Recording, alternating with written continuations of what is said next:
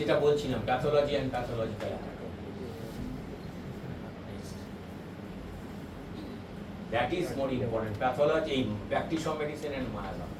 আমি যখন student life, আমাদের ওখানকার অনেক সিনিয়র প্র্যাকটিশনার, তিনি আমাকে বলেছিলেন, তখন নতুন নতুন আমরা পড়ছি থার্ড ইয়ার ফোর্থ ইয়ারে, যে আমাদের প্র্যাকটিস অফ মেডিসিনটা হচ্ছে ক্রনিক ডিজিজ। তখন খুব হেসেছিলাম, ডিএমএস কিছু জানে না। যত দিন যাচ্ছে বোঝা যাচ্ছে কথাটা কিন্তু অনেকখানি সত্যি, not equal. Practice of medicine মানে ক্রনিক ডিজিজ নয়, theoretical part of chronic disease not equal to আর equivalent to practice of medicine. কিন্তু এইটাকে আমাদের পড়তে হবে, জানতে হবে। দুরকম জায়গা আছে, একটা প্র্যাকটিস অফ মেডিসিন যেটা মেটেরিয়ালিস্টিক ভিউ থেকে আমরা জানবো, সো কল্ড সায়েন্টিফিক ভিউ থেকে। আবার এই ফিলোসফিক্যাল জায়গা থেকে মায়াজামটাকে বুঝতে হবে। সেই জন্য টোটালিটি অফ সিমটমস অর মায়াজাম এর মধ্যে কি রিলেশন আছে এটাকে বুঝতেই হবে। মায়াজাম সবটাই বোঝা, বিশেষ করে ক্রনিক মায়াজামের কথা বলছি। এই ক্রনিক মায়াজামটা সবটাই কিন্তু বোঝার, ও শুধু প্রাইমারি ম্যানিফেস্টেশন সেকেন্ডারি কি আছে মুখস্থ করলাম এটা নয়। মানে যদি কেউ বুঝতে পারে প্রথম জীবনে যে totality of symptoms and miasm, ultimately তাকে বুঝতে হবে যে miasm in totality of symptoms. Miasm in totality of symptoms মানে what is the role of miasm, miasmatic conception to form the totality of symptoms. যেই চ্যালেঞ্জ বলছেন যে without consideration of the miasm totality of symptoms is not possible. এইবার প্রশ্ন যে তাহলে যারা মায়াজাম নিয়ে এত স্টাডি করে না তারা কি প্রেসক্রিপশন করে না? ডেফিনেটলি করে। মায়াজামের নলেজ কি সবসময় দিতেই হবে? মেটিয়ামেটিকা দিয়ে হয় না। ডেফিনেটলি মেটিয়ামেটিকা দিয়েই অনেক ক্ষেত্রে হয়ে যায়। মায়াজাম লাগবে না এটা যে বোঝে যে এইখানে মায়াজমেটিক ইনডেপথ স্টাডি লাগবে না, এটা বুঝতে গেলে মায়াজমেটিক নলেজ লাগবে। আমার কাছে প্রি অপারেটিভ চেক আপ করতে এসে যদি বলে দেখুন তো একটু এরা হার্টটা ঠিক আছে কিনা, আমি বলতে পারবো না, সেই নলেজ আমার নেই। যে কার্ডিওলজিস্ট সে দেখে বলবে না এর হার্ট ঠিক আছে, কোনো প্রবলেম নেই, তাতে কি প্রমাণ হলো? যে এখানে এর কার্ডিওলজিক্যাল সেই রকম প্রবলেম নেই যেটার জন্য তার অপারেশনটা প্রবলেম হবে। তেমনি যার মায়াজামের উপরে, ক্রনিক মায়াজামের উপর ইনডেপথ স্টাডি আছে, সে বুঝতে পারবে এখানে মেটিয়ামেটিকাটা সাফিসিয়েন্ট। আমাদের যে নলেজ, আমরা যেমন রাস্তায় গাড়ি চালাই, যদি আমার কোনো ট্রাফিক রুল সম্পর্কে কোনো জানা না থাকে, কোনো প্রবলেম নেই গাড়ি চালানো, যতক্ষণ না অ্যাক্সিডেন্ট হচ্ছে বা রুল ব্রেক করছি। যখন করছি, পুলিশ যখন ধরে নিয়ে গেল, কেস দিল, তখন আমাকে জানতে হবে থ্রু লয়ার বা থ্রু এক্সপার্ট, যে আচ্ছা এটা যেটা করেছিলাম এটা কি ঠিক করেছিলাম না ভুল করেছিলাম, কি করলে আমি মুক্তি পাবো এর থেকে। তার মানে প্রবলেমটা কোথায় অ্যারাইজ করবে? যখন কেস কমপ্লিকেটেড হয়ে যাবে তখন প্রবলেম হবে।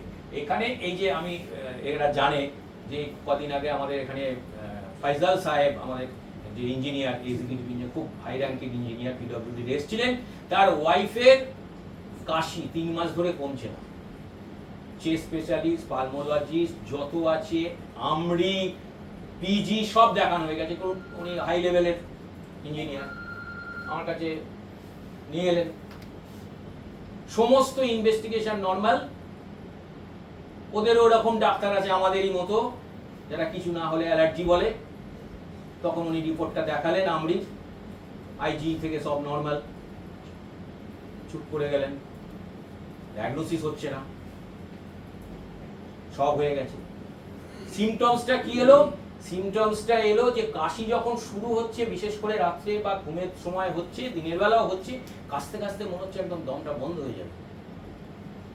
একটা বিকট আওয়াজের মতো কিরকম হচ্ছে, পিঠে যা হোক করে হাত বোলাচ্ছে, কিছু করার নেই, কোনো ওষুধে কমছে না। একটা উপকার আয়ুর্বেদিক ডাক্তাররা করেছে, যে স্টেরয়েড দিয়েছিল 1 মাস, সুগারটা বর্ডার লাইনে ছিল, এখন ওষুধ খেতে হচ্ছে। এই উপকারটা ওরা করে দিয়েছে। উনি বললেন আমি কেস টেকিং যেভাবে করতে হয় সেইভাবেই করলাম, পাস্ট হিস্ট্রি, ফ্যামিলি হিস্ট্রি, তেমন কিছু ইম্পর্টেন্টলি সাইকোটিক ব্যাকগ্রাউন্ড আছে, ওনার তো সুগার ডেভেলপ করিয়ে দিয়েছেন ওরা। আমি বুঝলাম এখানে মায়াজমেটিক প্রেসক্রিপশন করে লাভ নেই।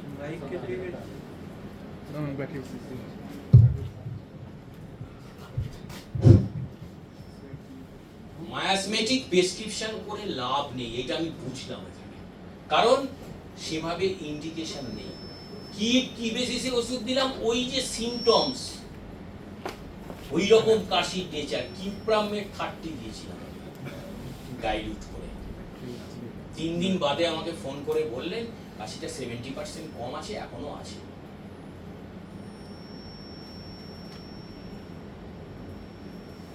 এটা তো হোমিওপ্যাথির একমাত্র, এটা হোমিওপ্যাথিই পারে। এখানে কি কি সিদ্ধান্তে এলাম? মায়াজমেটিক নলেজ এখানে কাজে লাগলো না ডাইরেক্টলি, আর কি মেথমেটিক্যাল বেসিসেই প্রেসক্রিপশন। এটার জন্যই তো ক্রনিক মায়াজম লাগবে, না হলে সাইকোটিক দেখে তো ও ঠিক আছে এখানে, তাহলে তো এসব ভ্যাকসিনেরই ব্যাপার, সুজা দিয়ে দিতাম না। ওইভাবে হয় না, মায়াজমেটিক নলেজ এইভাবে কাজে লাগে না আমাদের। কোথায় কাজে লাগে এটা বুঝতে গেলে কিন্তু in-depth study of chronic miasm লাগবে। আবার ঠিক উল্টোটা এরকম ক্ষেত্রে হতে পারে যেখানে হয়তো থুজা বা মেলোডিনাম বা অ্যান্টিসাইকোটিক মেডিসিন লাগতে পারে। এই মায়াজমেটিক নলেজ আমাদের কিভাবে মডিফাই করে প্রেসক্রিপশনটাকে, এইটা বুঝতে হবে। মানে হানিম্যান কি করেছিলেন, অ্যাকচুয়ালি কি চেঞ্জ হলো? 11 বছর ধরে তিনি 11-12 বছর ধরে যে স্টাডি করলেন, কি স্টাডি করলেন? কেস টেকিং এর অ্যাপ্রোচটা চেঞ্জ হলো। আগেও সিমিলার মেডিসিন দিতেন, অ্যাকিউট গুলো তো এমনিতেই ভালো হতো, ক্রনিক গুলো কিছু কিছু এমনি ভালো হয়ে যেত, কারণ অনেক মানে ক্রনিক আছে যেগুলো তো ট্রু ক্রনিক নয়, লাইফস্টাইল চেঞ্জ করলেই পেশেন্ট ভালো থাকে। অ্যাপ্রোচটা চেঞ্জ করলেন। আর কি চেঞ্জ করলেন? তিনি কেস টেকিং এ কি প্রশ্ন করবেন সেটা চেঞ্জ করলেন। সেই প্রশ্নের ইন্টারপ্রিটেশন কি হবে, তার ব্যাকগ্রাউন্ডটা কি আছে, সেটা কোথা থেকে অরিজিন করলো, কিভাবে এলো। এই যে ট্রি, সোরা হচ্ছে একটা গোড়া, সিফিলিস হচ্ছে একটা রুট, সাইকোসিস হচ্ছে একটা রুট, এর বিভিন্ন যে ব্রাঞ্চেস গুলো, এই একই ডিজিজের যে বিভিন্ন রূপ, এই জায়গাটা তিনি বুঝলেন। মানে ডিজিজের সম্পর্কে একটা টোটাল আইডিয়া ডেভেলপ করলো। Approach of case taking change হলো, অ্যাপ্রোচ অফ ট্রিটমেন্ট চেঞ্জ হলো, এইটা চেঞ্জ হলো তার, এইটাকে ডেভেলপ করতে হবে। ওই জন্য অনেক মেডিসিন আছে যেগুলো আগে উনি মেথমেটিকাতে লিখেছিলেন, পরবর্তীকালে আবার সেটা ক্রনিক ডিজিজে দিলেন। কেন দিলেন? কি চেঞ্জ হলো? কারণ আমরা মায়াজমেটিক অ্যাঙ্গেল থেকে ভাবা যায়। আজকে একটা আউটডোরে দেখলাম পেশেন্ট, পিজিটিরা ছিল ওখানে, তার লো ব্যাক পেন আর রাইটে একটা ফ্রোজেন শোল্ডার নিয়ে এসছে, ফার্স্ট মোশনে অ্যাগ্রাভেশন, কন্টিনিউড মোশনে অ্যাগ্রাভেশন। ওর যা ব্যাকগ্রাউন্ড, যেটা টোটালটা যদি জানতে পারা যায়, ওকে রাস্টাক সিএম চান করালো, ও ভালো হবে না। ওকে প্রেসক্রিপশন করা হলো ব্যাসিলিনাম। আমি ওদের বলছিলাম যে ব্যাসিলিনাম, এবং লাস্ট যেটা কনফার্মেটরি সিমটম, যেটা আমি ওকে জিজ্ঞেস করলাম, আপনার কি ছুলি আছে? ছুলি হয় প্রায়? বললো হ্যাঁ, মানে বিটিডিয়াসিস। এটা কি, এটা কোন অ্যাঙ্গেল থেকে সিমটম জিজ্ঞেস করলাম? এটা মায়াজমেটিক অ্যাঙ্গেল থেকে জিজ্ঞেস করলাম। ওর মেথমেটিকার জায়গাটাকে ঘুরে নিলাম একবার। আমাদের এই অর্গানন অফ মেডিসিন আমাদের হেল্প করবে যে মেথমেটিকা, রেপার্টরি এবং অর্গানন অফ মেডিসিন বা ফিলোসফি, এই জায়গাটার মধ্যে এই পেশেন্টটাকে এই 3টে অ্যাঙ্গেল থেকে দেখতে হবে। কারণ একটা symptom, desire for sweet, diabetic পেশেন্টের ডিজায়ার ফর সুইট থাকতেই পারে, যদিও আমি 16 বছরের, আমার ছোটবেলা থেকেই, জন্ম থেকেই ডিজায়ার ফর সুইট আছে, ডায়াবেটিসের জন্য নয়।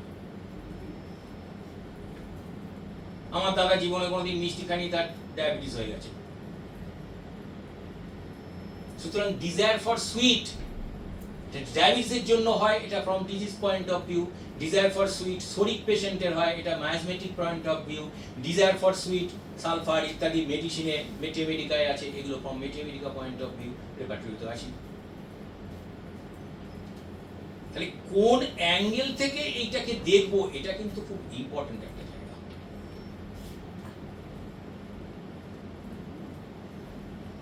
এবার মায়াজামটাকে ওটা ডিজেনারেশন আছে, সিফিলিস। তোমরা দেখবে যে হানিম্যান বলছেন যে ডায়াবেটিস হচ্ছে শরিক, লেটেন্ট সোরা বলে দিয়েছে, ক্রনিক ডিজিজ আছে। রবার্টস বলছেন টিউবারকুলার। কোনটা ঠিক? সবগুলোই ঠিক, সবগুলোই ঠিক, যে যেরকম অ্যাঙ্গেল থেকে দেখেছে। শরিক পেশেন্টও ডায়াবেটিক হতে পারে, সিফিলিসও ডায়াবেটিস হতে পারে, টিউবারকুলার ডায়াবেটিস থাকলেও ডায়াবেটিস হতে পারে, সাইকোসিসেরও ডায়াবেটিস হতে পারে। অ্যাপেন্ডিসাইটিস, অ্যাপেন্ডিকুলার ডিসপেপসিয়া শরিক হতে পারে, অ্যাপেন্ডিকুলার লাম্প হয়ে গেছে সাইকোটিক হতে পারে, আবার অ্যাপেন্ডিক্স পাস করে পেরিটোনাইটিস হয়ে গেছে সিফিলিস হতে পারে। প্যাথোলজি দিয়ে হানিম্যান করেননি, কারণ হানিম্যান যে প্যাথোলজি যেটা জানতেন তখন, যে প্যাথোলজি ছিল, এখন ফার্স্ট সেকেন্ড বিএইচএমএস এর 3 দিন ক্লাস করলে তার থেকে বেশি প্যাথোলজি জানে, কারণ তখন তো প্যাথোলজি ডেভেলপই করেনি সেভাবে। প্যাথোলজি হানিম্যান কি করে জানবেন? তখন তো রুডিমেন্টারি স্টেজে ছিল প্যাথোলজি। সাইন্স অ্যান্ড সিমটমস দেখে করেছিলেন। এইটা পরবর্তীকালে যখন প্যাথোলজি গ্র্যাজুয়ালি ডেভেলপ করেছে, তারা কোরিলেট করেছে, যেমন ইনকোঅর্ডিনেশন সাইকোটিক বলা হয়। কোনো একটা টিস্যু লিভারের বা ইয়েতে ডিস্ট্রাকশন হচ্ছে, আমরা এটাকে সিফিলিসের সঙ্গে কম্পেয়ার করছি। কিন্তু এইভাবে করার একটা প্রবলেম হলো, অনেক সময় ওই নদীর মতো একদিক গড়ে আর একদিক ভাঙে, একদিকে ডিস্ট্রাকশন হচ্ছে আর একদিকে ডেভেলপ হয়ে যাচ্ছে নতুন টিস্যু। তাহলে সেটা কি করবো? সাইকোসিফিলিটিক। এটা জেনে কি লাভ আছে? তাহলে এইগুলোকে, এই প্যাথোলজির জায়গাটাকেও যদি অনেক জায়গা থেকে এখানে অ্যানালিসিস করতে হবে, কি টেন্ডেন্সি আছে, টেন্ডেন্সি টু ডিস্ট্রাকশন, সেটা সিফিলিটিক এর সঙ্গে দেখা যাচ্ছে। তার অন্যান্য সাইন্স অ্যান্ড সিমটমস এর ম্যানিফেস্টেশনস এর প্রচুর মিল আছে। টেন্ডেন্সি টু ওভারগ্রোথ, তার সঙ্গে অন্যান্য ফিচার্স এর, ক্লিনিক্যাল ফিচার্স, তার সাইকোসিসের মিল আছে। যেমন অনেক সময় কনফিউশন হয়, সোরা ফাংশনাল, আবার রবার্টস বলছে 80 অ্যাপোরিজমে সব যত ডিজিজ আছে সব শরিক। তাহলে কোনটা ঠিক? দুটোই ঠিক। All the functional diseases are mostly শরিক, কিন্তু ডিজিজ সব সময় ফাংশনাল হয় না। পরবর্তীকালে এসে তার অন্য মায়াজমেটিক যদি জায়গাটা জোরেও, ম্যানিফেস্টেশনটা সব সময় ফাংশনাল থাকবে তার তো কোনো মানে নেই। কিন্তু সমস্ত শরিক সিমটমস কিন্তু ফাংশনাল হয় না। আমরা স্কেবিজে মার্কসল দিই না, দিই তো, স্কেবিজ কি শরিক? তাহলে মার্কসল দিলাম কেন?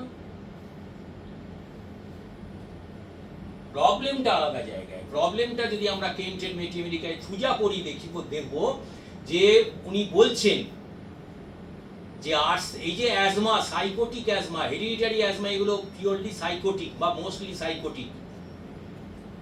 এদের সিমটমস যখন অ্যাগ্রাভেশন হয় তখন সেটা মিডনাইট হয়, আর্সেনিক দিলে কমে যায়। But arsenic is not a well proved antipsychotic medicine. উনি পরিষ্কার লিখে দিচ্ছেন, ইট রিকোয়ার্স পূজা বাট ইটস কমপ্লিট কিউর। প্রবলেমটা এইটাই।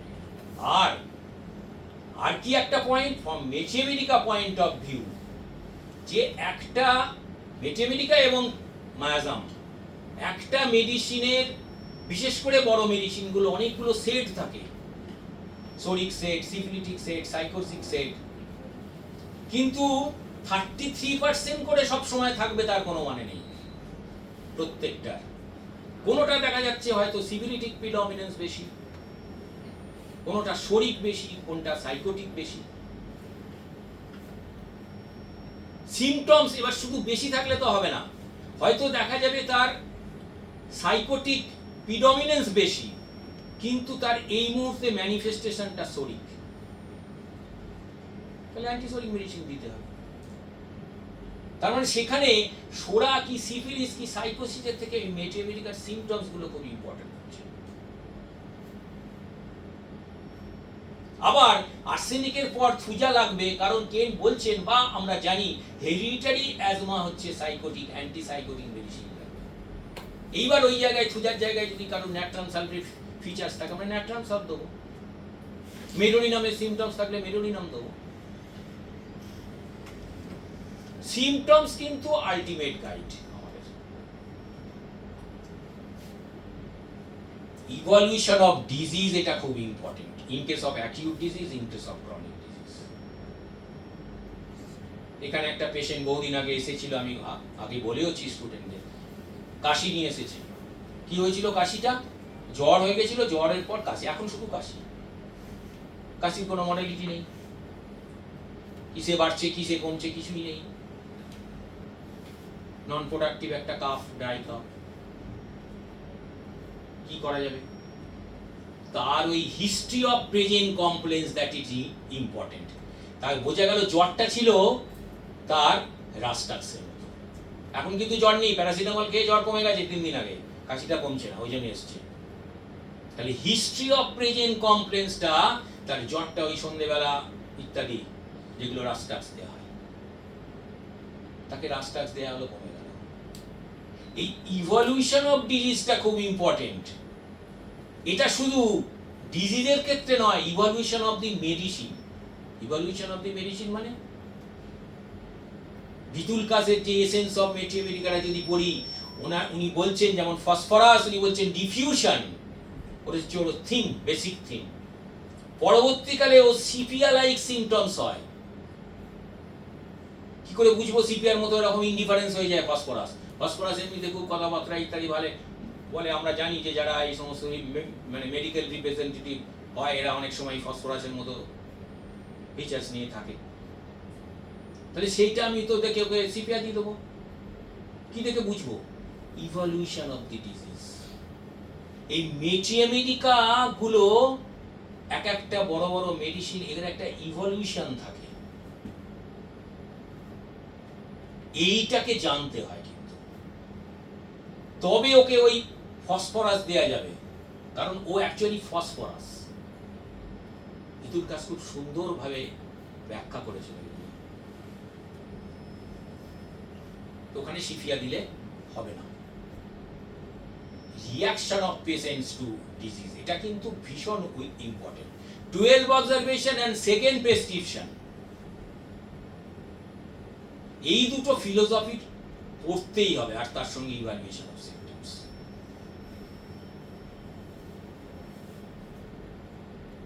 এই রিয়াকশনটা কি রকম হবে? ফিজিক্যাল লেভেলে রিয়াকশন একরকম হয়, মেন্টাল লেভেলে রিয়াকশন একরকম হয়। পেশেন্টের ছোটবেলায় রিয়াকশন একরকম, যত গ্র্যাজুয়ালি বয়স বাড়ে রিয়াকশন একরকম। এই ডিজিজের এগেইনস্টে রিয়াকশন ডিজিজের ইন্টেন্সিটির উপর নির্ভর করে, ডিজিজের সিভিয়ারিটির উপর নির্ভর করে। আজকে যদি আমার একটা প্রচুর টাকা লস হয়, সামান্য একটু মাথা যন্ত্রণা হলেই আমি ইরিটেবল হয়ে যাব অনেক বেশি। আবার যদি লটারিতে টাকা পেয়ে যাই, তাহলে একটু মাথার যন্ত্রণা, অতটা রিয়াকশন হবে না, তো স্বাভাবিক। তাহলে এই যে সারাউন্ডিংস জায়গাগুলো, এগুলো কিন্তু বুঝতে হবে, কনসিডার করতে হবে। এবং রিয়াকশনটা ভালো না মন্দ, মুশকিল হচ্ছে আমাদের হোমিওপ্যাথিতে আমরা জানি মেইনলি অ্যাগ্রাভেশন আর অ্যামিলিয়েশন। অ্যাগ্রাভেশন 3 ধরনের, অ্যামিলিয়েশন 2 ধরনের। একটা 256 এর অ্যামিলিয়েশন আছে, ক্লাসে পড়া হয়। পেশেন্ট বলছে ভালো আছি, হানিম্যান বলছেন সাধু সাবধান। এই ভালো আছে বলছে কিন্তু ভালো নেই, এই অ্যাসিওরেন্সে বিলিভ করো না, ডোন্ট বিলিভ দিস অ্যাসিওরেন্স। তাহলে পেশেন্ট যে ভালো আছে বলছে, তার মানে ওখানে উনি বলছেন দেখো পালমোনারি থাইসিস উইথ লাং অ্যাবসেস এর ক্ষেত্রে পেশেন্ট ভালো আছে বলে, কিন্তু প্যাথোলজি প্রোগ্রেস করে। এইটা স্ট্রাইক করেছিল আমি যখন ফোর্থ ইয়ারে আমাদের সার্জারি ছিল আমাদের সময়, তখন ওটা যখন পড়তাম তখন দেয়া ছিল যে ওই পেপটিক পারফোরেশনে স্টেজ অফ ইলিউশনে পেশেন্ট পেন কমে যায়, কিন্তু প্যাথোলজি ইজ প্রোগ্রেসিভ। তার মানে এরকম অনেক ডিজিজ কন্ডিশন থাকতে পারে, হানিমান হয়তো একটা উদাহরণ দিয়েছেন যেখানে প্যাথোলজিটা প্রোগ্রেস করছে। তার মানে কি ইন্ডিকেট করছে, প্যাথোলজিটাকে কনসিডার কখনো কখনো করতেই হয়, নাহলে প্রগনোসিস অ্যাসেসমেন্ট ভুল হয়ে যায়। সুতরাং পেশেন্ট ভালো আছে মানেই এটা নয়। 250 অ্যাপ্রিজমের ফুটনোটে হ্যানিম্যান বলছেন এই যে মেন্টালি বেটার ফিল করা, তোমাদের পড়ানোর সময় ক্লাসে বলা হয়, স্যাররা বলেন যে এই হোমিওপ্যাথিক অ্যাগ্রাভেশন বুঝতে গেলে কিন্তু 4-5টা পয়েন্ট আছে। ওই শুধু মেন্টালি বেটার বললে হবে না। একটা 1 টাকার কয়েনের সাইজের এখানে টিনিয়া হয়েছে বা একটা একজিমা হয়েছে, বললো ডাক্তারবাবু তাড়াতাড়ি সারিয়ে দিন, আমি বড় বড় আমার মিটিং হয়, হ্যান্ডশেক করতে হয়। তুমি এমন ওষুধ দিলে পুরো রুটির সাইজ হয়ে গেল, মেন্টালি বেটার বলবে না। রাত্রে শোয়ার পর 1 ঘন্টা কাশি হচ্ছিল, ঘুমোতে পারছিল না, হোমিওপ্যাথিক অ্যাগ্রাভেশনে সারা রাত কেসেছে, মেন্টালি বেটার বলবে না। ওই জন্য হানিম্যান ওখানে একটা কন্ডিশন বলা আছে, ডোজটাকে মিনিমাম দিতে হবে। নতুন সিমটমস অ্যাগ্রাভেট করবে না, নতুন কোনো সিমটমস আসবে না, পারসিস্টেন্ট সিমটমসের অ্যাগ্রাভেশন হবে। আবার পারসিস্টেন্ট, এটা নিয়ে আমরা আমাদের ডিপার্টমেন্টে অনেক স্টাডি করেছি। পারসিস্টেন্ট ক্যারেক্টারিস্টিক সিমটমসের অ্যাগ্রাভেশন হবে হোমিওপ্যাথিক অ্যাগ্রাভেশন। কমন সিমটম নয়, একটা হার্টের পেন হচ্ছে, চেস্ট পেন এখানে হয়ে রেডিয়েট করে যাচ্ছে, তুমি এমন ওষুধ দিলে বা আমি এমন ওষুধ দিলাম, পেশেন্টের কন্ডিশন বেড়ে গেছে, না ভালো হোমিওপ্যাথিক অ্যাগ্রাভেশন না, এটা তো পারসিস্টেন্ট সিমটম, প্রেজেন্ট সিমটম, কিন্তু এটা কমন সিমটম, এখান থেকে রেডিয়েট করছে, এটা কমন সিমটমস এর অ্যাগ্রাভেশন হয়েছে। ইট মে বি ফ্যাটাল। সেই জন্য ক্যারেক্টারিস্টিক সিমটমস এর অ্যাগ্রাভেশন এটা মোর ইম্পর্টেন্ট। তাহলে এই reaction of the patient to disease কি রকম হয়, অনেক রকমের রিয়াকশন, রেমেডি রিয়াকশনে রবার্টসে বলা আছে, কেন্টের 12 অবজারভেশনে বলা আছে। এগুলো প্রত্যেকটা ক্ষেত্রে কিন্তু অ্যাসেসমেন্ট করতে হবে, এবং এই রিয়াকশনটা ডিপেন্ড করবে টোটালিটির উপর, ডিপেন্ড করবে মেডিসিনের উপর, ডিপেন্ড করবে সুপারফিশিয়াল, ওখানে অনেকগুলো টার্ম বলা আছে, তোমরা ওইটা যদি স্টাডি করতে গিয়ে আমরা দেখি superficial medicine, defecting medicine. Superficial medicine কাকে বলে, আজকেই আমি 3rd ইয়ারে বলছিলাম, ছোটবেলায় তোমরা জেনে রাখো সুপারফিশিয়াল মেডিসিন মানে ভ্যানিয়া, রাস্টাক, জেনসিমিয়াম, এগুলো। আর একটু পরে যখন জানবে তখন কি জানবে, যে না কোনো মেডিসিনই সুপারফিশিয়াল আর ডিফেক্টিং ওইভাবে হয় না, নির্ভর করবে সেই ডিজিজটা কতখানি টোটালিটি কভার করছে, কোন লেভেলে সিমিলারিটি করছে। ল অফ সিমিলিয়া তো পড়ছি, কোন লেভেলে সিমিলারিটি করছে, মেন্টাল, ফিজিক্যাল, জেনারেল, পার্টিকুলার, কোনোটা ফেলে দেওয়ার নয়। এই যে বললাম কাশিটা সিমিলারিটি করলাম, এটা তো কাশি, পার্টিকুলার সিমটম, যেটা কিউপ্রামেট দিয়ে অনেক বেটার। এটার মানে এটা নয় সব সময় মেন্টাল লেভেলেই সিমিলারিটি করতে হবে, সব সময় ফিজিক্যাল জেনারেলি করতে হবে, সেটা অ্যাকর্ডিং টু কেস। কি ডিমান্ড করছে, what the case demands, that is important. আর কি, আর হচ্ছে কেসটাকে আগে থেকে অ্যাসেস করা যায় কিনা, এটা গ্র্যাজুয়ালি আস্তে আস্তে এক্সপিরিয়েন্স গেইন করলে বোঝা যাবে যে এই কেসটা মনে হচ্ছে এই সিমটমস দেখে এর অন্য কিছু ভেতরে আছে। যেমন করে আমরা হাইপোকন্ড্রিয়াক পেশেন্ট বা যারা ক্লোজড মাউথ যারা পেশেন্টস হয়, তাদেরকে এক্সপিরিয়েন্স দিয়ে আমরা বুঝতে পারি যে এর মনে হচ্ছে কিছু ভেতরে আছে, বলতে চাইছে। কারণ পেশেন্ট তো এরকম ভাবে বলবে না যে ডাক্তার আমার অনেক কিছু বলার আছে কিন্তু বলবো না, এটা তো বলবে না। তাহলে এই যে কোশ্চেনিং করতে এবং তার মোড অফ আনসারিং, এইটা দেখে এটা গ্র্যাজুয়ালি আস্তে আস্তে যারা প্র্যাকটিস করবে সিনসিয়ারলি তারা আস্তে আস্তে তাদের ডেভেলপ হয়ে যাবে। স্কোপ অফ হোমিওপ্যাথি এক কথায় যদি বলা হয়, ওয়ান ওয়ার্ডে বলো, dynamic disease. Scope of homeopathy dynamic diseases. এই ডাইনামিক মানে বলে দিয়েছি 9 নম্বরের ওই জায়গাটা বুঝতে হবে। পেশেন্ট যদি এসে বলে ডাক্তারবাবু আমার 3 ফিঙ্গার লিভার এনলার্জ হয়েছে, 4 হয়ে গেছে বিলিরুবিন, এসজিপিটি এসজিওটি প্রচুর হাই, এটা কি বললো? সিমটমস বললো, science and symptoms, clinical features. আমাদের যেটা কাজে লাগবে সেসব কিছু বললো না। ওকে ওই সেন্সেশন আর ফাংশন জিজ্ঞেস করতে হবে, নসি আছে কিনা, জ্বর আছে কিনা, চুলকানি আছে কিনা, এই সমস্ত যেগুলো ম্যানিফেস্টেশন হয়, কারণ ওইটার কাউন্টার পার্ট তো আছে আমাদের মেটেরিয়াল। যদি কোনোদিন দেওয়া থাকে কেউ ডেভেলপ করে 4 বিলিরুবিন হলে চেরিডোনিয়াম, 3 হলে মাইরিকা, তাহলে সেদিন হবে ওই লেভেলে সিমিলারিটি।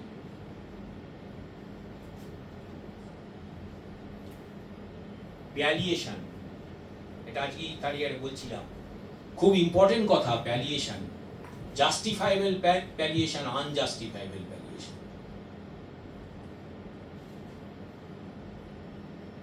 কি দিয়ে প্যালিয়েশন করি? ল অফ প্যালিয়েশন আর প্যালিয়েশন দুটো কিন্তু আলাদা, একটু আলাদা। যেমন ল অফ ড্রাইভিং আর ড্রাইভিং দুটো আলাদা।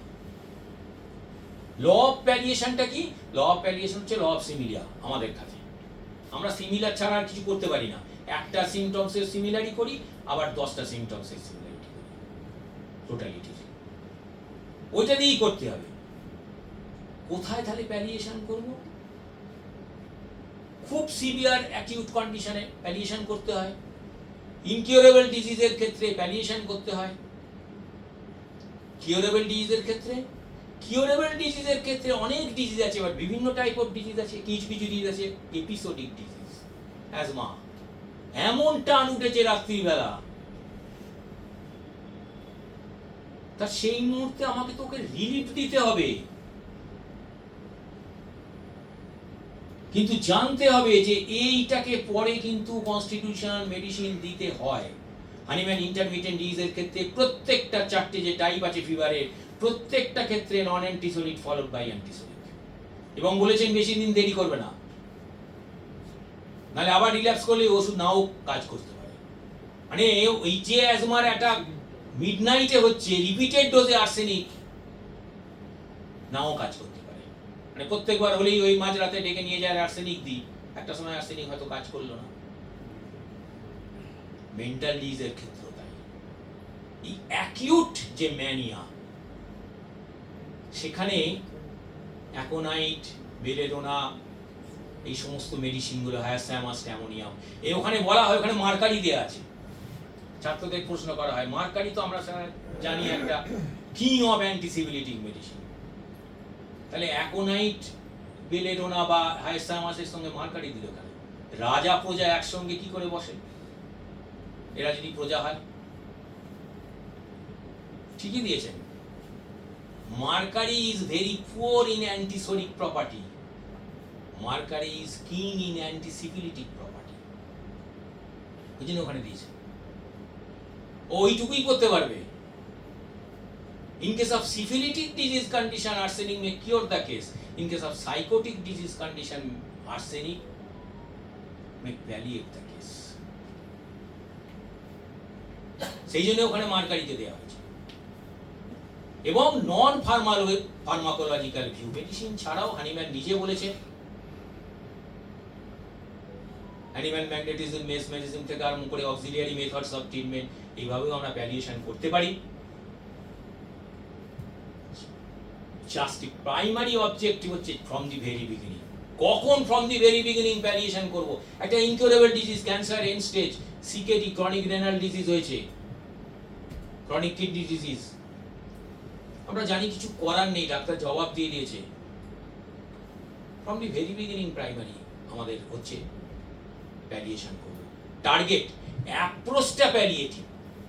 এই অ্যাপ্রোচ আর প্যালিয়েটিভ ট্রিটমেন্ট, অনেক সময় curative approach may palliate the case. কোন ক্ষেত্রে? আমার মেডিসিন সিলেকশন ভুল হতে পারে, সুপারফিশিয়াল মেডিসিন হতে পারে, কেসটা প্যালিয়েট করে দিল। কিংবা কোনো প্যাথোলজি আছে, হেডেক নিয়ে এসেছে, প্রচুর হেডেক আমরা মনে করো হোমিওপ্যাথি ডাক্তাররা ভালো করে,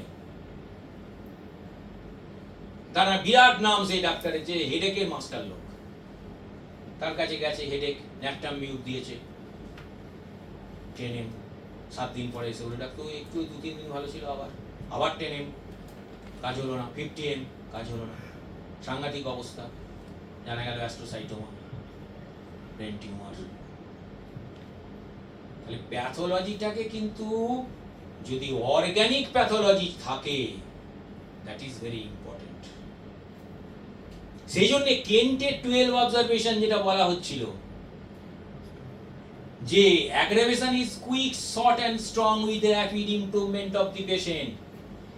তার মানে এই নয় যে সবসময় aggravation quick, short and strong হলেই র্যাপিড ইমপ্রুভমেন্ট হবে। যদি কোনো অর্গানিক প্যাথোলজি সেখানে থেকে যায়, তাহলে সেটা কুইক ইমপ্রুভমেন্ট হবে না, শর্ট টাইম ইমপ্রুভমেন্ট। মানে ফার্স্ট পার্টটা 3 নম্বরের, quick, short and strong improvement of the patient with 2 short amelioration, 3 আর 6 5 হয়ে গেল। যেমন ক্লাসিফিকেশন অফ ডিজিজ আমরা পড়ছি, আসবে আমাদের কাছে patient either true chronic or inappropriately named chronic or pseudo chronic or যেগুলো আর্টিফিশিয়াল ক্রনিক, নাও আসতে পারে। পেশেন্টের প্রেজেন্টেশন হতে পারে যে পেশেন্টের কনস্ট্যান্ট দাঁড়িয়ে দাঁড়িয়ে ভেরিকোজ ভেন হয়ে গেছে, কিংবা পায়ের যন্ত্রণা হচ্ছে মেইনটেনিং কজের জন্য। আবার তার এখানে ট্রু ক্রনিক ডিজিজ, তার ফ্যামিলিয়াল ক্রনিক একটা গ্যাস্ট্রাইটিস বা গ্যাস্ট্রিক আলসার বা ইত্যাদি। আবার সে দীর্ঘদিন ধরে কোনো অ্যালোপ্যাথিক ড্রাগ খেয়ে খেয়ে তারা একটা আর্টিফিশিয়াল ক্রনিক ডেভেলপ করেছে। তাহলে এর যে ট্রিটমেন্ট অ্যাপ্রোচ, এটা কিন্তু সাধারণভাবে যেগুলোকে আমরা পিওরলি ট্রু ক্রনিক বলি, এক হবে না। আজকের দিনে যেটা সবচেয়ে বেশি প্রবলেম, 40-এর পর মোটামুটি বেশিরভাগ মানুষই 1 থেকে 2টো অ্যালোপ্যাথিক ওষুধ খায়, কেউ 4টে 6টা 8টা 10টা। তার সঙ্গে তার লাইফস্টাইল ডিসঅর্ডার, মেইনটেনিং কজ, তার সঙ্গে ট্রু ক্রনিক ডিজিজ। তাহলে এই ক্ষেত্রে কি করতে হবে, কোনটা কোন ক্লাসিফিকেশনের মধ্যে পড়ছে সেটাকে বার করতে হবে, এবং তার ম্যানেজমেন্টটা দিতে হবে। শুধু ওষুধ তো নয়, তার লাইফস্টাইল মডিফিকেশন করতে হবে। তাহলে স্যার সবটা না জানলে কি করে হবে? অ্যাকিউট ডিজিজে প্যালিয়েশন, ক্রনিক ডিজিজে প্যালিয়েশন, ওইটা বলা হলো। ক্রনিক ডিজিজে অনেক সময় প্যালিয়েশন করতে বাধ্য হই আমরা।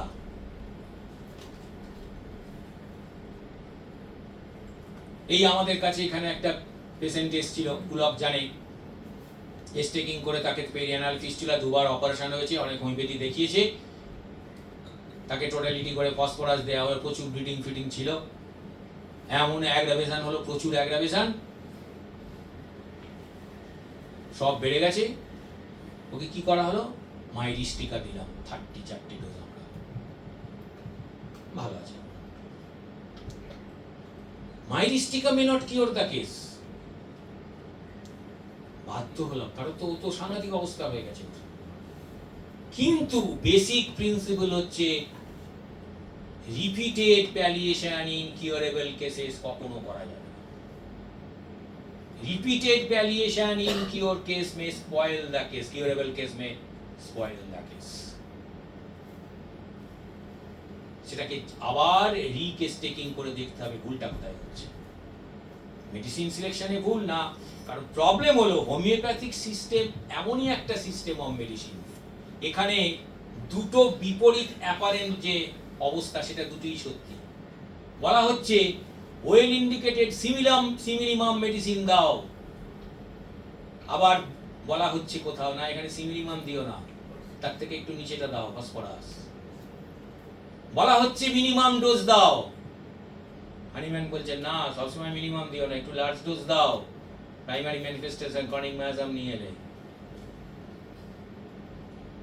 সিঙ্গেল মেডিসিন দাও এট এ টাইম, হানিম্যান বলছে না দুটোই চালিয়ে দাও, একসঙ্গে দুটো মেডিসিন, যদিও পরে সেটাকে সংশোধন করেছিলেন।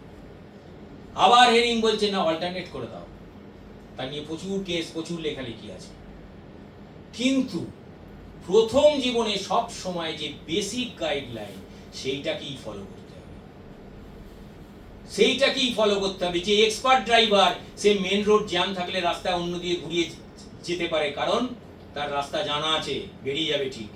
কিন্তু যে নতুন ড্রাইভিং শিখেছে সে কিন্তু গেলে হারিয়ে যাবে, আর বাড়ি পৌঁছতে পারবে না। যারা নিউ প্র্যাকটিশনার ডেফিনেটলি তাদের যে বেসিক গাইডলাইন সেইটাকেই তাকে ফলো করতে হবে, এটা সব সময় মাথায় রাখতে হবে। ও দিচ্ছে বলে আমি দেবো, এটা করা যাবে না। শর্ট অ্যাক্টিং, ডিপ অ্যাক্টিং, এটা তো জানো, আলোচনা হলো। অ্যাকোনাইট একটা 4 বছরের অ্যামিনোরিয়া অ্যাকোনাইট কিওর করে দিতে পারে। তাহলে কেউ শর্ট অ্যাক্টিং নয়, কেউ ডিপ অ্যাক্টিং নয়। আমরা বলি শর্ট অ্যাক্টিং তার ডিউরেশন অফ, এই যে duration of action of medicine 130 aphorism, ওটা কিসে? ওটা ওই গিবসন মিলারের যে duration of action of medicine দেয়া আছে ওইখানে, কেন্টেরিবাটুরির পিছনে যেগুলো দেয়া আছে, ওই duration of action of medicine during drug proving, first dose যদি সাফিসিয়েন্টলি স্ট্রং হয়। আর during treatment duration of action of medicine 161 footnote, duration of action of medicine quickly expires in acute diseases, proportionally long lasting in chronic diseases. তার মানে কি? Duration of action of medicine depends on the nature of the disease. ওখানে দেয়া আছে Gibson মিলারের ওই যে nature of the ডিজিজের উপর duration of action of medicine হবে? হবে না। একটা অ্যাকিউট ব্রঙ্কোনিউমোনিয়া বাচ্চার lycopodium repeated dose may be required. আবার একটা ক্রনিক ডিজিজে একটা লাইকোপোডিয়াম দিয়ে 6 মাস 1 বছর রিপিটেশনের প্রয়োজনই হয় না। এইগুলো ক্লিয়ার আইডিয়া থাকতে হবে। অ্যাক্সেসরি সার্কামস্ট্যান্সেস ভ্যালিয়েশন, আজকের দিনে লাইফস্টাইল যে সমস্ত ডিসঅর্ডার আছে মেডিসিনের অনেক সময় প্রয়োজনই হয় না, আমরা অনেক সময় হেল্প নিই না। ওরা যেটা হয় নেয় মডার্ন মেডিসিন, ফিজিওথেরাপি করছে, অমুক করছে, তেমুক করছে, আমরা অনেক সময় পাঠাই না।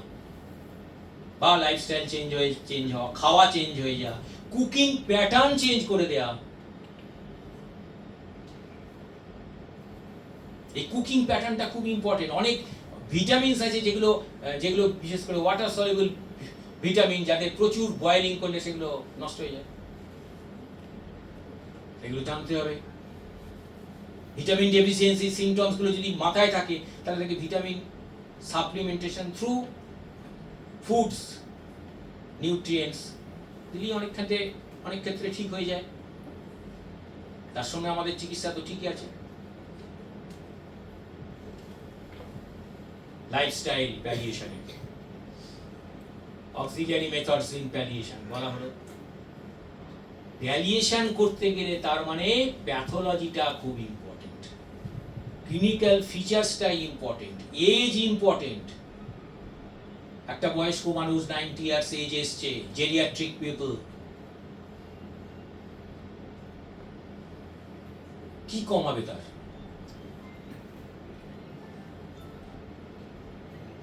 কোনটা কমাবে? নেক্সট, মেডিসিনের নলেজ, এটা খুব ইম্পর্টেন্ট। আমরা সাধারণত এইগুলো পড়ি, ডান দিকেরটা কিনোট, নোটবুক, অ্যালেন্স কিনোট, গানসি, ওইগুলো কম পড়ি। ন্যাসের লিডার, ন্যাস বলেছে বার্নিং ট্রায়ো, তার বাইরে আর বেরোতে পারি না। আরে ন্যাস এগুলো আমাদের মতো এই বোকা হাদাকে শেখানোর জন্য বলেছে, যাতে আমরা মনে রাখতে পারি। আমাদের স্মৃতিশক্তিও কম, তো জিবি খুব কম আছে, প্রচুর বার্নিং আছে। ওই তিনটেকে একবার আনপ্রেজুডিসড হয়ে ঘুরে নিতে হবে, যে ওই তিনটের মধ্যে নয় তো, সালফার নয় তো, আর্সেনিক নয় তো, ফসফরাস নয় তো। আর সোর্স বুক, জানি না আমি ম্যাথমেটিকায় যারা পিজি করছে নিশ্চয়ই পড়ছে, কিন্তু এটা শুধু ম্যাথমেটিকায় পিজি করার জন্য নয়, এটা সবাইকেই পড়তে হবে। হেরিং গাইডিংস পড়তেই হবে, সেখানে ইভালুয়েশন করা আছে।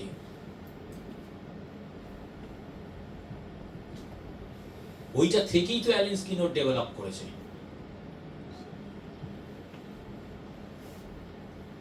সিমটমস, ক্যারেক্টারিস্টিক, এইটা খুব ইম্পর্টেন্ট। আমরা ডক্টর জোয়ারদার স্যারকে যখন বলতাম, স্যার আমরা তো first year second year, sir বলছে নড়লে চললে বাড়ে, চুপ করে থাকলে কমে যায়, কি ওষুধ হবে? আমরা বলতাম ব্রায়ানিয়া। বলছেন বোধ হয়, হাসতাম সবাই। এখন বুঝি স্যার কেন বোধ হয় বলতেন, কারণ ব্রায়ানিয়া বোধ হয়, আবার বোধ হয় হসপিটালে রেফারও করতে হতো, কার্ডিয়াক চেস্ট পেন, নড়লে চললে বাড়ে, রেফারও করতে হতে পারে, ওই জন্য বোধ হয় মানে ওয়ান অফ দ্য পসিবিলিটিস। এইটা খুব ইম্পর্টেন্ট। আর ক্যারেক্টারিস্টিক সিমটম আর কমন সিমটম, যে কোনো সিমটম কখনো ক্যারেক্টারিস্টিক হতে পারে, কখনো কমন হতে পারে। কাশতে গেলেই বুড়ো আঙুলে লাগছে, great toe, pain in the great toe while কাফিং, ক্যারেক্টারিস্টিক। ওষুধ দেবে বলে রেডি, হাঁও করতে বলা হয়েছে, হঠাৎ পায়ের দিকে খেয়াল করেছে, এটা থেতলে গেছে কি করে? এটা তো কিছুক্ষণ আগে আমার পায়ের ওপরে ইট পড়ে গেছিল, এমনিতেই ব্যথা ছিল, ইট পড়ে গিয়ে আরো ব্যথা করছে, তাহলে তো কাছ থেকে কমন হয়ে গেল।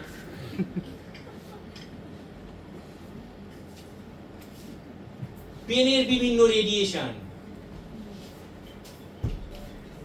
এইটা খুব ইম্পর্টেন্ট, যে ক্যারেক্টারিস্টিক সিমটমটা কার উপরে ডিপেন্ড করে? এজের উপর ডিপেন্ড করে। এটা কমন না ক্যারেক্টারিস্টিক। ছটপট করছে বাচ্চা, সে তো ছটপট করবেই।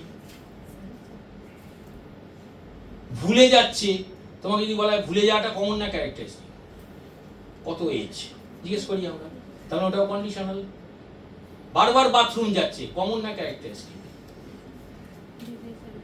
কোন এজ? খুব বাচ্চা হলে কমন, খুব বয়স্ক লোক হলে হতেই পারে, প্রস্টেট বেশি হয়ে গেছে, বড় হয়েছে।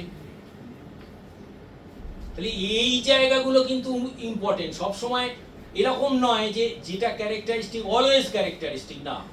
আবার কোন রোগের ক্ষেত্রে যেমন পেন এপিগ্যাস্ট্রিয়াম বা pain abdomen relief by eating, অ্যানাকার্ডিয়ামে কমন না ক্যারেক্টারিস্টিক? ডিওডিনাল আলসারে কমন সিম্পটম, কত খেলে পরে কমে যাবে। তাই ডিওডিনাল আলসারে ওই পেশেন্টটা ওই সিম্পটম নিয়ে এলে ওর বেসিসে ডিওডিনাল আলসার, যদি অন্য কোনো অ্যানাকার্ডিয়ামের সিম্পটম না থাকে তাহলে কি হবে? প্যালিয়েট হবে কিংবা কাজ করবে না। আর যদি অন্য সিম্পটম থাকে যেটা দেখে অ্যানাকার্ডিয়াম দেওয়া, তাহলে কিন্তু কাজ করবে। কিংবা ইয়ে নেই, মানে আলসার নেই, ডিওডিনাল আলসার, কিন্তু ওই সিম্পটমটা আছে, তাহলে কাজ করবে। তাহলে এই যে কন্ডিশনাল, অ্যাকচুয়ালি পৃথিবীতে সব কন্ডিশনাল। মাও এসে কোলে তুলে নেয় কন্ডিশনাল, বাচ্চা কাঁদলে কোলে তুলে, কন্ডিশন ছাড়া কিছু হয় না। মেডিসিন কম্পারেটিভলি আনকন্ডিশনাল বলে হ্যানিম্যান আনকন্ডিশনাল বলেছে।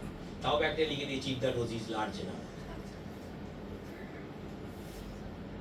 এই যে ফুললি প্রুভড মেডিসিন আর পার্সিয়ালি প্রুভড মেডিসিন, এটা অ্যাকচুয়ালি ডাক্তার সুনির্মল সরকার অনেক পার্সিয়ালি প্রুভড, আমরা হয়তো ব্যবহারই করিনি, তিনি ব্যবহার করেন।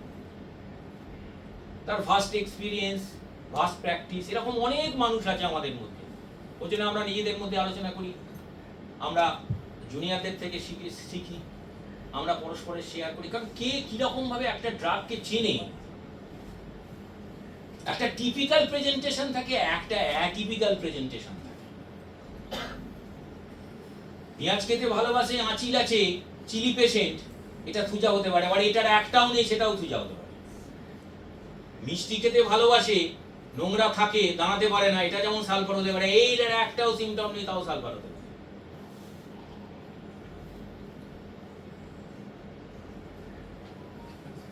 এইগুলো খুব ইম্পর্টেন্ট। অ্যাকিউট ডিজিজের ইন্ডিকেশন আর ক্রনিক ডিজিজ, ওই যে বলা হলো আজকে ওই আমাদের ফিস্টুলার কেসটা নিয়ে যখন পিজিদের ওখানে বলছিলাম, তখন আমি বললাম যে হিপার সালফার দেবে, হিপার সালফার দেওয়ার সময় কি সিমটম দেখবে? একটা এখানে নেলবেডের একটা ইনফ্লামেশন হয়েছে, পাস ফর্মেশন হয়ে গেছে। বললো স্যার সেন্সিটিভনেস। আর কি? বললো চিলি দেখবো। চিলি দেখবে কি করে? ও তো 2-3 দিন হলো হয়েছে এখানে। তাহলে এই যে চিলিনেসটা কতখানি হিপার সালফারের important in acute disease, or in chronic disease, তাহলে ইন্ডিকেশনসটা সব সময় এক নয়। এমন অনেক ড্রাগ আছে অ্যাকিউটে থার্স্টি, ক্রনিক ডিজিজে থার্স্টি নয়, থার্স্টলেস। আবার ঠিক উল্টোটা। তাহলে এগুলো কি করে হয়? এই যে ইন্ডিকেশনস গুলো ভ্যারি করে যায়। নেক্সট, এই মাদার টিনচার, এটা একটা বিরাট সাবজেক্ট। মাদার টিনচারটা হোমিওপ্যাথিক না হোমিওপ্যাথিক? তাহলে হানিম্যান আগে হোমিওপ্যাথ ছিল না, যখন মাদার টিনচার দিতেন, ব্রানিয়া মাদার টিনচার দিয়ে ওয়াসারোমেনকে ভালো করেছিলেন কোমরের ব্যথা, তখন ওটা হোমিওপ্যাথি দেননি। এটাকে আগে স্বীকার করে নিতে হবে, কারণ ব্রানিয়া মাদার দিয়েছিলেন উনি, তাহলে ওটা হোমিওপ্যাথি প্র্যাকটিস করছিলেন না। স্টুয়ার্ট ক্লোজ তার বইতে জিনিয়াস অফ হোমিওপ্যাথিতে বলেছেন ডিজিটালি স্ক্রুড ফর্মে দিতে হার্টের একটা পেশেন্টকে, তাহলে ওটা হোমিওপ্যাথি নয়। Mother tincture is a homeopathic medicine if it is administered on the basis of symptom similarity, but it is crude form. হানিম্যানের ক্রুড দিয়েই তো ড্রাগ প্রুভিং করেছিলেন, স্টুডেন্টদের শেখানো হয়, স্যাররা শেখান। পোটেন্টাইজ মেডিসিন করলেন কেন? পোটেন্সির মধ্যে কি পাওয়ার বাড়ে? কিসের পাওয়ার? স্টুয়ার্ট ক্লোজ ঝাড়কে কোট করে বলছেন, by means of potentization medicines neither become stronger nor weaker, but their sphere of action is increased. Sphere of অ্যাকশনটা বেড়ে যায়। একটা ক্রুড ব্রায়ানিয়ার যা স্ফিয়ার অফ অ্যাকশন আছে, পোটেন্টাইজ ব্রায়ানিয়ার প্রচুর। ব্রায়ানিয়া ইজ এ ভেরি মানে important medicine in various disease conditions.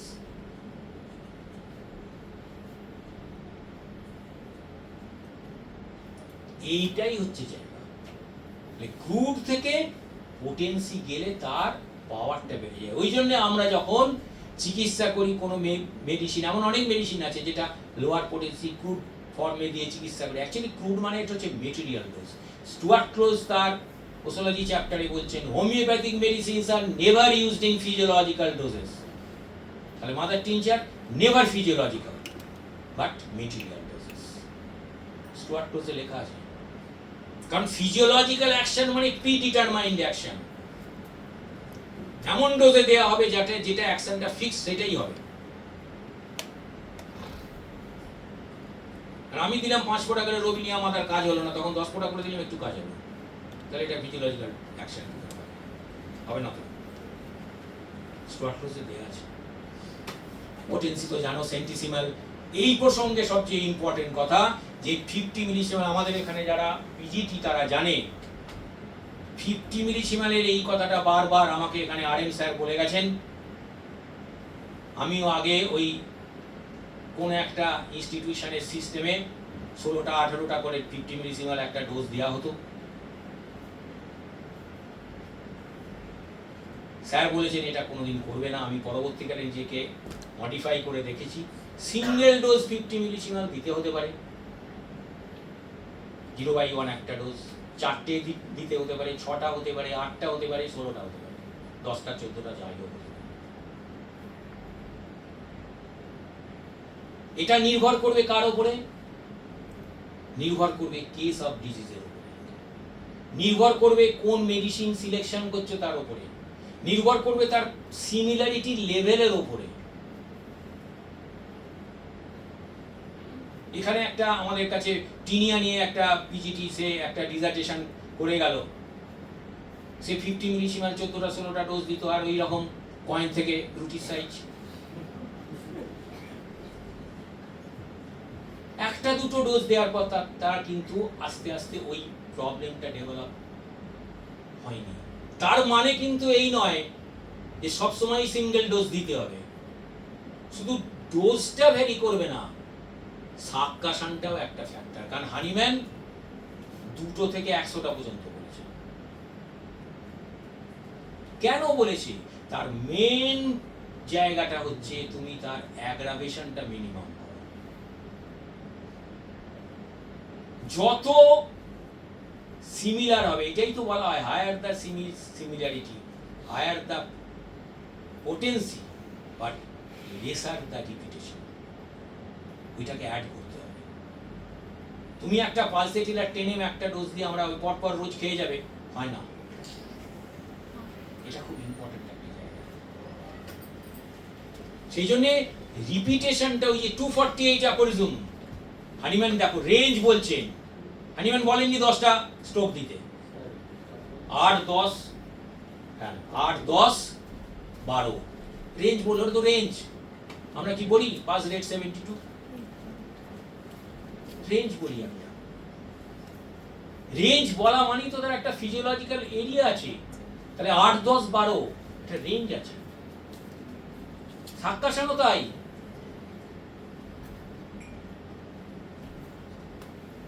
এই যে নো রিপিটেশন, কখন রিপিট করব না। হানিম্যান বলেছেন 50 মিলিসিমালও তোমাকে রিপিটেশনের গ্যাপটা বাড়াতে হতে পারে, কিংবা কখনো কখনো স্টপ করতে হতে পারে। একবার শুরু করলাম 0 থেকে একদম পুরো 16টা ডোজ খেয়ে, আবার তার পরের দিন থেকে ওই রকম, ইট মে নট বি রিকোয়ার্ড, হ্যাঁ ইট মে বি রিপিটেড। হানিম্যান বলছেন ফুটনোটে যে ইফ নিডেড তোমাকে মেডিসিনটা স্টপ করতে হতে পারে। এইটাকে আমি আশা করব ডিএনডে কলেজের ছেলে মেয়েরা অন্তত এইটাকে মেনটেন করবে, কারণ এটা আমাকে এখানকারই টিচার ছিলেন রঞ্জিত মুখার্জি স্যার আমাকে বলেছিলেন, আমিও তার আগে ওরকমই করতাম। করে দেখো। নেক্সট ডোজ ফার্মেসিতে পড়ানো হয় বোধহয়, জানি না আমি, এখানে দিব্যেন্দু বলতে পারবে। 4টে গ্লোবিউলস, 2টো গ্লোবিউল, 1টা গ্লোবিউল, মানে অ্যালোপ্যাথির যেমন বডি ওয়েট অনুসারে। এখানে বডি ওয়েট তো সেভাবে করা নেই, এইভাবে এটা কিন্তু বলা নেই। হানিম্যান বলছেন সব সময় single medicated globules of the prescribed ডিমেরি। ফার্মেসিতে হয়তো ওদের সুবিধা হয় ওই জায়গাটা, সেই জন্য ওরা পড়ায়, কিন্তু প্র্যাকটিসে 1 সিঙ্গেল পপি সিড গ্লোবিউল আমরা সাধারণত একটা দিয়ে, যদি ঠিকমতো মেডিকেটেড না হয় জন্য 2টো দিই। ওইটা সব ক্ষেত্রেই প্রযোজ্য, ওটাই সাফিসিয়েন্ট হয়ে যায়। আমি আজকে 3rd ইয়ারে বলছিলাম, আমার কদিন আগে ওই হঠাৎ ওই ভার্টিগো আর ভমিটিং, 7-8 বার ভমিটিং, আমি শুয়ে পড়েছি, আমি কলেজে আসতে পারিনি। আর্সেনিক 200 2টো দানা জলে গুলে 2 চামচ খাওয়ার পর আমি তারপর আর খেয়াল নেই, ঘুম ভাঙলো যখন 1.5 ঘন্টা পরে। এটা হোমিওপ্যাথিতেই সম্ভব। সেই জন্য এই যে জায়গাটা বলছিলাম, এটা 248 হাইপোথিসিস হবে, এখানে মেবি রিপিটেড। নেক্সট, এইটা খুব ইম্পর্টেন্ট। আমাদের স্যাররা বলতেন অ্যালোপ্যাথি ভীষণ খারাপ, নাম করলে একদম গালাগালে পুরো একদম জাতা করে দিত। কিন্তু হানিম্যান বলছে 276 অ্যালোপ্যাথি থেকে হোমিওপ্যাথি বেশি ক্ষতিকারক, বেশি ক্ষতিকারক। আবার কোনটা বেশি ক্ষতিকারক? যে হোমিওপ্যাথিক মেডিসিনটা বেশি সিমিলার, মানে মা যদি বেশি ভালোবাসে, মা কিছু বললে আঘাতটা বেশিই লাগে বাবার তুলনায়। এইটাই হচ্ছে আসল গল্প, এইটা 276 বলা আছে। এটা মাথায় রাখতে হবে চিকিৎসা করার সময়। হোমিওপ্যাথিক মেডিসিন তো কোনো ব্যাপার নয়, না এরকম ভাবে করা যাবে না। হানিম্যান অন্তত তাই বলছেন, আমরা করে দেখেছি। এই যে যদি নলেজ অফ অর্গানন বেশি থাকে, তুমি দেখবে রিপিট করার বেশি প্রয়োজন হবে না, খুব বেশি। কারণ আমাদের অ্যাগ্রাভেশন হয়েছে মানে অনেক কিছু হতে পারে। অ্যামিলিয়েশন হয়েছে মানে কোন কিভাবে অ্যামিলিয়েশন হচ্ছে এখানে দেয়া আছে। হেরিংস ল অফ কিওর মেনে হচ্ছে কি হচ্ছে না সেটা ইম্পর্টেন্ট। কোন পার্টটা অ্যামিলিয়েশন হচ্ছে, জেনারেল সিমটমসের অ্যামিলিয়েশন হয়েছে না পার্টিকুলার সিমটমসের অ্যামিলিয়েশন হয়েছে। পার্টিকুলার সিমটমসের অ্যামিলিয়েশন, জেনারেল সিমটমসের অ্যাগ্রাভেশন, এটা ভালো নয়।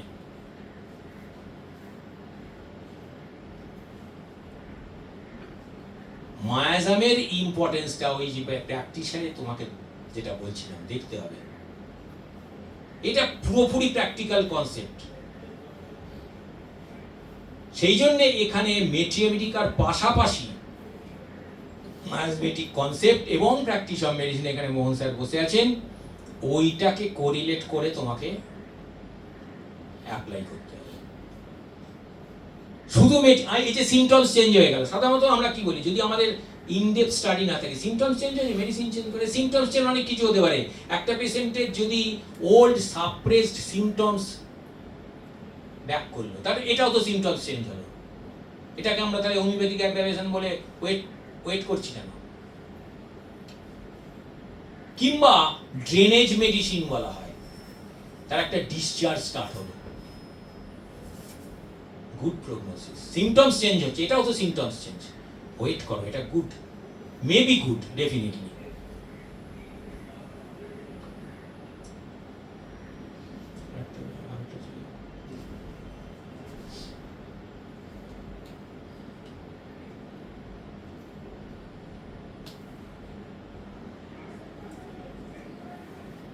এটা তো ওইটা চলে গেল। না না, আগে যেটা বলছি লাস্ট সাইডটা।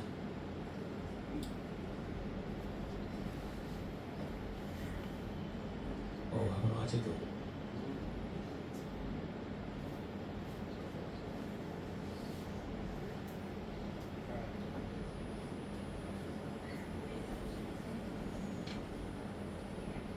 এটা বলছিলাম না? তাহলে সিমটমস চেঞ্জ মানে ওয়েট অ্যান্ড ওয়াচ হতে পারে, মেডিসিন চেঞ্জ হতে পারে, রেফারেল হতে পারে। এমন সিমটমস চেঞ্জ হলে তুমি বুঝলে কন্ডিশন ভালো নয়, ইমিডিয়েট কোনো ইন্টারফেয়ারেন্স দরকার, ইন্টারভেনশন দরকার। যেমন পেশেন্ট ফিলস বেটার, ভালো না সব সময়, সব ভালো ভালো নয় তো, অতি ভালো অনেক সময় আবার খারাপ হয়ে যায়। ওই যে 276, এই 256 অ্যাপোরিজম যেটা বললাম, সেকেন্ড বেস রেমেডি বা প্লাসেবো দিতে হতে পারে, বেটার ফিল করছে, ব্যাড প্রগনোসিস হতে পারে। এই যে প্রেসক্রিপশন করব সিমটমসের ওপরে না কার ওপরে?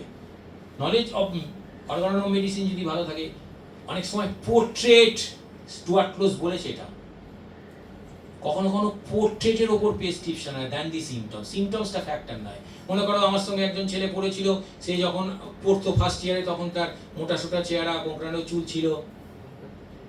40 বছর পর যখন দেখা হলো, তখন দেখলাম এক মাথা ভর্তি টাক, সে ভুড়ি ফুড়ি কিছু নেই, ডিক ডিক করছে, রোগ আর সুগার হয়ে আমার মতো হয়ে গেছে। তাহলে সিমটমস চেঞ্জ হয়ে গেছে ওর। ওকে দেখে কি করে বুঝলাম? পোর্ট্রেট। আর একটা ইমপ্রেশন থাকে, ওই ইমপ্রেশনটা হচ্ছে পোর্ট্রেট, যেটা ডেভেলপ করতে হয়, যেটা ডেভেলপ হয়। মানে কি বলতে চাইছে আর কি বলছে, এই দুটো সবসময় এক নয়। সে বলছে যে স্যার আমার পেট ব্যথা করছে, বাড়ি যাবে, অ্যাকচুয়ালি তার পেট ব্যথা করছে না, সিনেমা দেখতে যাবে। সেজন্য কি বলছে আর কি বলতে চাইছে, এই যে ডিফারেন্সটা, এই কি বলতে চাইছে এটা হচ্ছে পোর্ট্রেট, আর কি বলছে এটা সিমটমস। তার মানে এই নয় যে portrait is always important than symptoms, না, এই দুটোই ইম্পর্টেন্ট। কখন কোনটা ইম্পর্টেন্ট খুব জানতে হয়।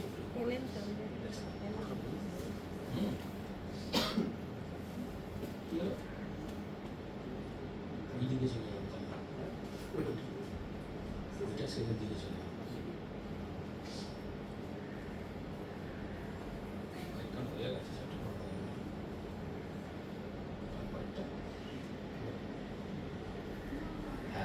ড্রাগ প্রুভিংটা বলে দিই একটু। এই যে ড্রাগ প্রুভিং এ আমরা যেটা, ড্রাগ প্রুভিংটা আমরা জানি বেশিরভাগই থিওরিটিক্যাল, ঠিক আছে, কিন্তু এই যে well prove drug, partially prove drug আর ক্লিনিক্যালি প্রুভ ড্রাগ,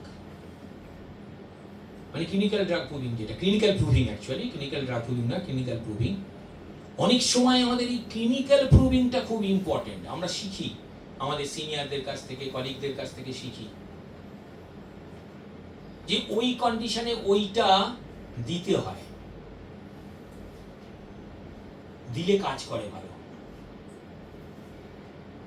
এখানে আমাদের ছিলেন ডাক্তার শেখ মঈনুদ্দিন, তার কাছ থেকে একটা জিনিস শিখেছিলাম, অনেকগুলোই শিখেছিলাম, তার মধ্যে ওইটা একটা। তার একবার একটা সার্জেন, উনি ব্যারাকপুরে থাকেন, হেপাটাইটিস টিচার ছিলেন ব্যারাকপুর, ওর একটা সার্জেন ফোন করেছেন, যাই মঈন তোমাদের এই পোস্ট অপারেটিভ কাফে কি ওষুধ দাও, আমি একটা পেশেন্টকে কমাতে পারছি না, অ্যান্টিবায়োটিক দিয়েছি, প্রচুর দিয়েছি, কি করে কি হবে, কি ওষুধ তোমাদের আছে, উনি একটা পুড়িয়া করে পাঠিয়ে দিয়েছে, একটা দুটো কাছে খেয়ে কমে গেছে ওষুধটা, ওইটা খেয়ে ফোন করেছেন, কি ওষুধ দিলে ওটা আমাকে লিখে পাঠাও তো, স্ট্রনসিয়া কার্ড। হয়তো কোনো জায়গায় উনি পেয়েছেন, উনি এখানে এসি বলে একজন টিচার ছিলেন, তার কাছে শিখেছিলেন, এখানে অনেক ভালো ভালো প্রেসক্রাইবার ছিলেন। এই যে শিক্ষাটা, এই শিক্ষাটাও কিন্তু আমাদের শিখতে হবে, কারণ আমরা সব ভাস্ট এক্সপিরিয়েন্স তো নিজের এরিয়ার মধ্যে করতে পারি না, এটা খুব ইম্পর্টেন্ট। কখনো কখনো এই পার্সিয়ালি প্রুভড মেডিসিনও আমাদের বাঁচায়।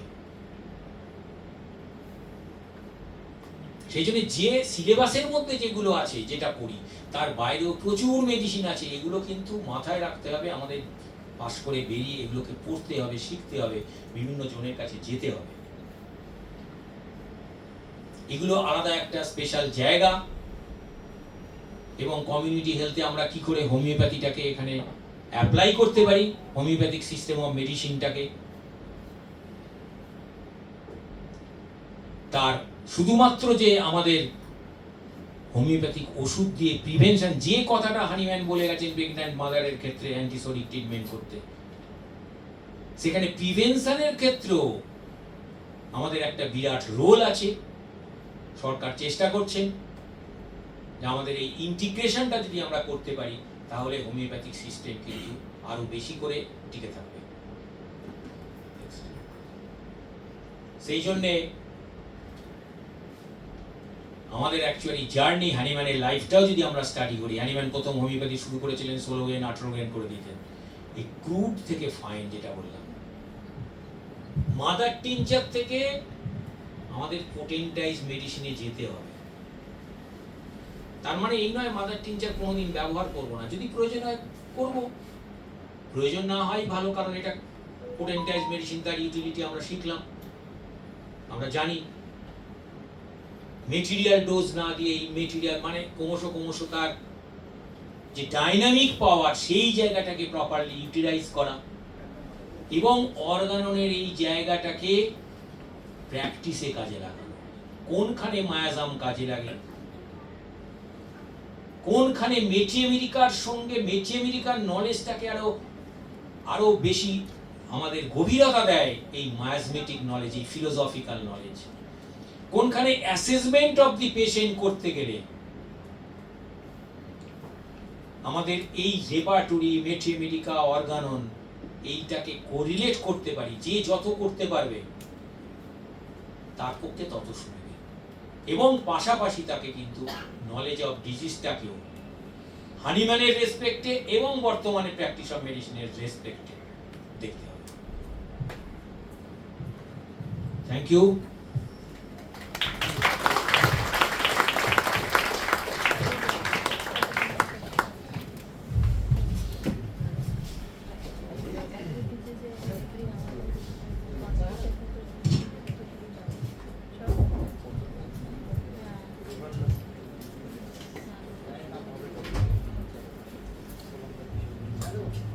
Thank you so much, sir.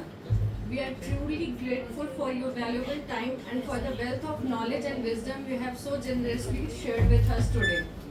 Your insights have beautifully demonstrated how the principle of organon extend beyond the pages of a textbook and find their significance in everyday clinical practice. As a gesture of our heartfelt gratitude and appreciation, I would now request our respected Professor Rajatpal sir, Dr. Rajatpal sir, Dr. Mohangiri sir, Dr. Sangeeta Shah ma'am, and all our esteemed faculties, along with medical officers present here, and representative of PG Welfare Committee, to kindly come onto the dais and facilitate our respected principal sir. With a token of love and respect.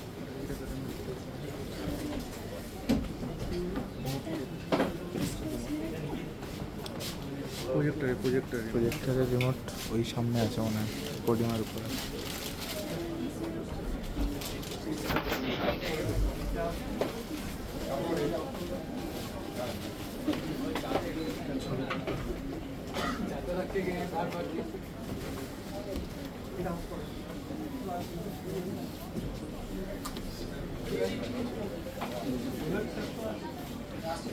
এসো বিট্টু এসো প্রমোদ এই সব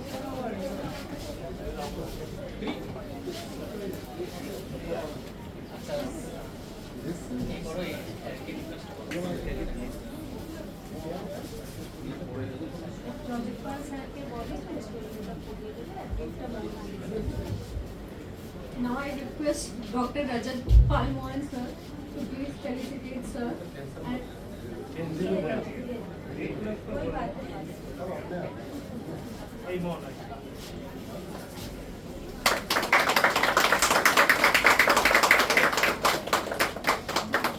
ma'am একটু এদিকে চলে আসুন ma'am একটু এদিকে চলে আসুন ম্যাম এদিকটা একটু এদিকে চলে আসুন এদিকে খালি হতে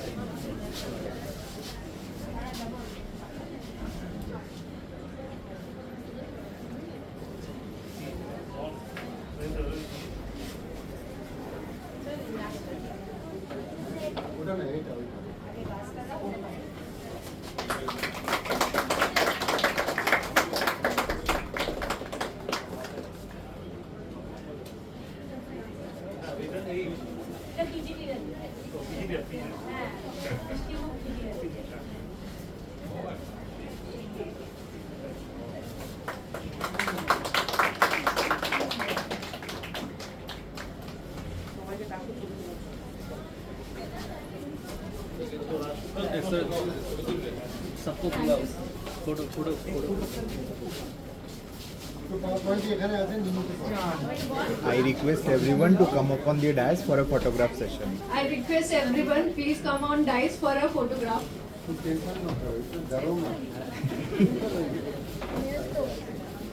म्यूजिक पीजी को अलग बोल दो हाँ नहीं तो बहुत सारे लोग हैं यार সবাই আসুন না म्यूजिक आते हैं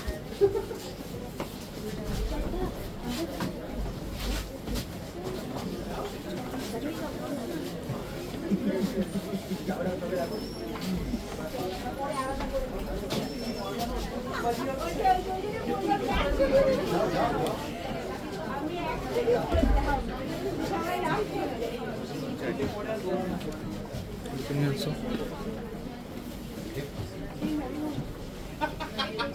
সাকলিন এইটা দিয়ে তুলে দিচ্ছি চলে যাও না সবাই আসছি ওটা এটা করিয়ে দেবো করে দেবো